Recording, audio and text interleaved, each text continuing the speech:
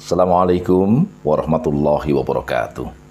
Sahabatku, kawanku, dan sedulur-sedulurku sekalian dimanapun Anda berada. Semoga sehat selalu dan bahagia selalu. Sahabatku, waktu saya masih kecil, saya dan teman-teman saya itu sering bermain-main untuk cari jambu mete. Ya, jambunya kemudian kita petik, kemudian kita makan dan manis rasanya. Sedangkan metenya kemudian kita bakar, kemudian kita kupas dan kita makan juga. Enak sekali, gurih sekali rasanya. Top markotop pokoknya lah. Nah, ketika saya dan teman-teman saya bermain-main di pemakaman sambil memetik jambu mete, tiba-tiba mata saya fokus perhatian pada dua kuburan. Kenapa ini menjadi fokus perhatian saya? Karena kuburan ini panjang, lebih dari 4 meter. Saya penasaran, ini kuburan apa kok panjang sekali. Dan ketika saya bersama teman-teman saya berpindah ke pemakaman yang lain untuk mencari jambu mete juga, ternyata di tempat itu juga ada kuburan yang panjang, lebih dari 4 meter. Saya penasaran betul, ini kuburan apa sebenarnya? Ketika pulang kemudian saya tanya kepada bapak saya, Pak, di kuburan itu tadi ada panjang sekali 4 meter, itu kuburan apa, Pak? Bapak saya tidak menjawab, terdiam. Sekian waktu saya tanya lagi, Pak, itu gang panjang itu kuburan apa, Pak? Terdiam lagi. Sampai sekian waktu saya ulang-ulang pertanyaan itu ketika saya SD, tetap tidak dijawab oleh bapak saya. Dan ketika saya SMP, saya ulang pertanyaan itu kepada bapak saya. Pak, itu kuburan panjang, itu kuburan apa? Bapak saya terdiam. Dan kemudian beliau menjawab dan bercerita. Beliau sampaikan kejadian penting pada tahun 1965. Pada waktu itu, bapak saya adalah kader dari Pemuda Marhen, salah satu organisasi sayap dari Partai Nasionalis Indonesia. Bapak saya kemudian menyampaikan, kuburan panjang-panjang itu tadi adalah kuburan dari kader-kader PKI yang dieksekusi kemudian dimasukkan dalam satu lubang. Terus di tempat lain itu apa, Pak? Beliau menjawab, itu juga sama. Sampai kemudian beliau bercerita bahwa kabupaten tempat saya lahir itu adalah basis penting dari Partai Komunis Indonesia, PKI. Sampai kemudian beliau bercerita bahwa katanya dulu di NAIDIT, di Nusantara Aidit, ketua Komite Sentral PKI, itu dieksekusi di sebuah sumur tua di kabupaten kami. Dari sana kemudian saya mencari informasi apa itu PKI. Bagaimana itu PKI, bagaimana pikiran PKI, dan kemudian pikiran saya juga mendapat informasi tentang apa itu G30S PKI. Muncul kemudian dua arah politik yang berbeda. Soeharto mengatakan Gestapo, gerakan September 30. Soekarno nggak terima, yang benar Gestok, gerakan 1 Oktober. Ini menunjukkan dua frame yang berbeda tentang politik pada waktu itu. Ada kemudian artikel yang mengatakan bahwa ada CIA, Amerika Serikat, di balik pemberontakan G30S PKI. Ada yang mengatakan PKI lah pelakunya, ada yang mengatakan PKI lah korbannya.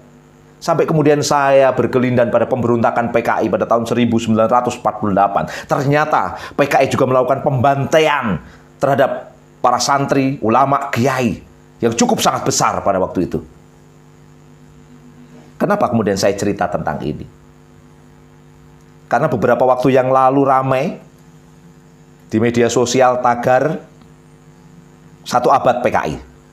1 abad Partai Komunis Indonesia, 23 Mei 2020. Dan katanya ada rapat akbar di Menteng dengan lagu genjer-genjernya yang khas. Dan genjer-genjer dibuat genre baru, heavy metal, supaya cocok untuk anak-anak muda. Pikiran ini kemudian menambah pertanyaan bergelindan di pikiran saya Karena ternyata rancangan undang-undang haluan ideologi Pancasila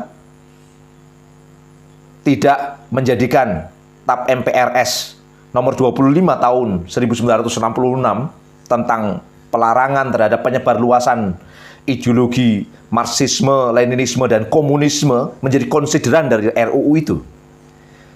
Orang kemudian bertanya-tanya, apa ini sebenarnya? Jangan-jangan kenapa RUU haluan ideologi Pancasila tidak menjadi konsideran, tidak menjadikan konsideran terkait dengan TAP MPRS nomor 25 tahun 66? Jangan-jangan, itulah kemudian yang menjadi pikiran oleh banyak kalangan. Khawatir kalau kemudian komunis ini akan dibangkitkan kembali di era sekarang. Tambah lagi, katanya Pancasila bisa diperas menjadi 3 sila dan bisa diperas menjadi Eka sila. Pancasila menjadi Trisila. Apa Trisila itu? Sosio-nasionalisme, sosio-demokrasi, dan ketuhanan yang berkebudayaan.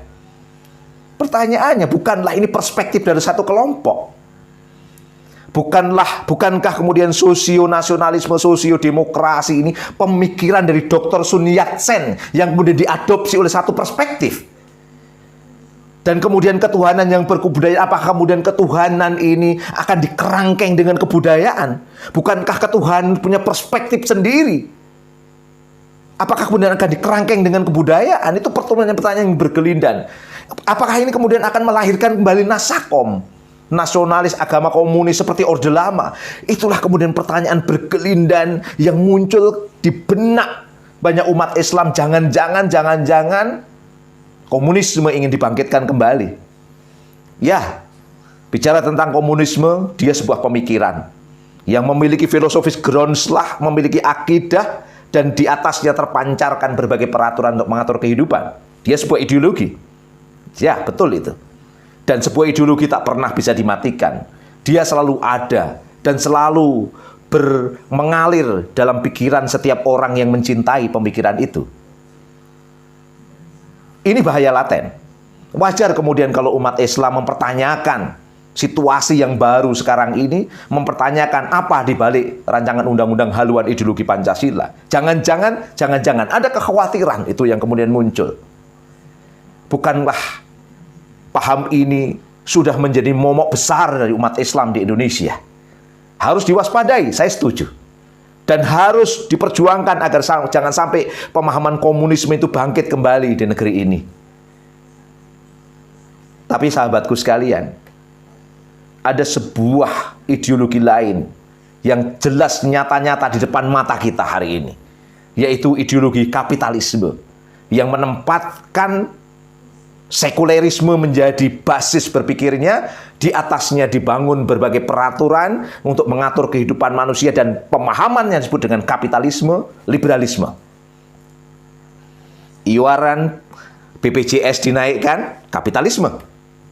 Ketika masalah kesehatan dijadikan komoditas dagangan, kapitalisme.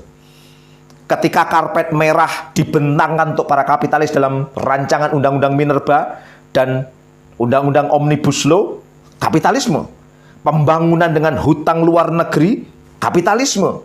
Dan kemudian cetak uang fiat money, uang kertas yang tidak memiliki basis intrinsik, kapitalisme. COVID-19 hari ini membuktikan bahwa kapitalisme tak memperhatikan kesehatan masyarakat, apalagi dengan adanya new normal. Era new normal yang membuat manusia supaya berdamai dengan virus, itu kapitalisme jelas di depan mata. Ini ideologi nyata di depan mata kita yang sangat-sangat berbahaya. Oleh karena itu, komunisme bahaya laten dan kapitalisme ada di depan mata. Mana yang perlu kita runtuhkan? Dua-duanya. Ideologi kapitalisme harus diruntuhkan dan ideologi komunisme juga harus diruntuhkan. Pertanyaannya, terus mau bawa kemana? Saudaraku, sering kita lupakan bahwa kita memiliki sesuatu yang penting yang disebut dengan Islam. Islam adalah solusi total. Dia adalah sebuah akidah akliyah yang di atasnya terpancarkan berbagai peraturan untuk mengatur semua kehidupan manusia. Dan ketika kita memilih Islam bukan sekedar pilihan, tetapi dia bagian dari curhatan, bagian dari curahan keimanan yang paling dalam pada Allah Subhanahu wa Ta'ala. Akidah Islam memuaskan akal dan menenteramkan jiwa. Percaya bahwa Allah ada dan percaya bahwa aturan Allah itu bisa mengatur kehidupan manusia. Inilah keimanan yang mendalam. Wa may yabtaghi ghairal islami dinan fala yuqbala minhu wa huwa fil akhirati minal khasirin. Barang siapa mencari ideologi, mencari agama, mencari way of life selain ad-dinul Islam, fala yuqbala minhu, maka sekali-kali tidaklah akan diterima agama itu daripadanya. Dan dia di akhirat termasuk orang-orang yang merugi. Sahabatku sekalian, Islam solusi total. Akidahnya luar biasa dan syariahnya membawa keberkahan dari langit dan bumi. Islam akan memberikan rahmatan lil alamin. Bukan hanya kepada muslim, tapi juga kepada non-muslim. Bukan hanya kepada manusia, tapi juga pada alam semesta, pada hewan, pada tumbuhan, dan pada seluruh isi alam semesta. Islam rahmatan lil alamin. Islam mengatur seluruh aspek kehidupan, ekonomi, politik, dan berbagai aspek kehidupan. Politik ekonomi Islam menempatkan pemenuhan kebutuhan asasi manusia betul-betul harus dipenuhi dengan sebaik-baiknya, dengan layak. Pangan, sandang, papan, kesehatan, pendidikan, dan juga keamanan. Sosial, bagaimana Islam menata keluarga dengan baik, bagaimana nizamul istimai dalam Islam. Islam mengatur tentang bagaimana hukum pidana. Islam mengatur tentang masalah politik, siasah, pengaturan urusan umat. Dan akhirnya Islam juga memiliki pemahaman tentang kekuasaan. Dan kekuasaan yang tepat dalam pandangan Islam, itulah yang disebut dengan khilafah, di mana menempatkan kedaulatan benar-benar di tangan Allah Subhanahu wa Ta'ala. Sahabatku sekalian, walau anna ahlal qura amanu wattaqau lafatahna alaihim barakatim minas sama'i wal ard walakin kadzabu fa'aqadnahum bima kanu yaksibun. Jikalau sekiranya penduduk negeri-negeri itu beriman dan bertakwa, pastilah, ini janji Allah, pastilah kami akan melimpahkan kepada mereka keberkahan dari langit dan bumi. Tapi ternyata banyak orang mendustakan ayat-ayat kami ini. Maka kami siksa mereka disebabkan perbuatannya. Sahabat, pada kesempatan yang baik ini, saya ingin menyampaikan, saya pilih Islam sebagai akidah dan syariahnya. Dan tentunya saya akan memilih khilafah sebagai bagian dari kekuasaan yang akan memberikan rahmatan lil alamin. Saya memilih Islam, akidahnya, syariahnya, dan khilafahnya. Bagaimana dengan Anda? Silahkan tuliskan komentar Anda. Saya Agung Wisnuwardana, sampai jumpa di catatan yang berbeda. Wassalamualaikum warahmatullahi wabarakatuh.